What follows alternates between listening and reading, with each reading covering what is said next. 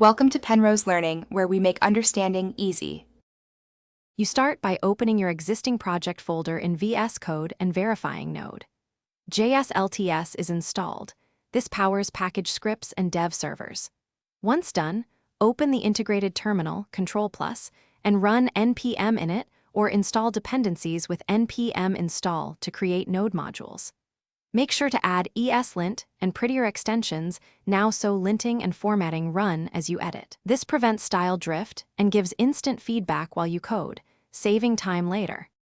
Now configure your workspace so VS Code works for you.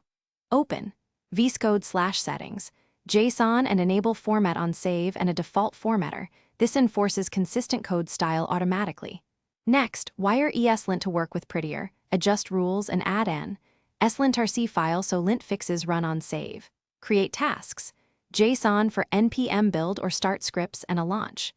JSON entry to attach the debugger to Chrome or Node. This lets you run, test, and debug without leaving the editor. Finish by running your dev server, live server or npm start, and inspect the browser plus VS Code's debug console to catch runtime issues early. Make small iterative changes, run unit tests with your configured test task, and set breakpoints to understand failing behavior. When ready, stage and commit via the source control view and push to your remote. Make sure CI passes before promoting code. If something breaks, restart the dev server and check extensions or terminal logs as the first troubleshooting step.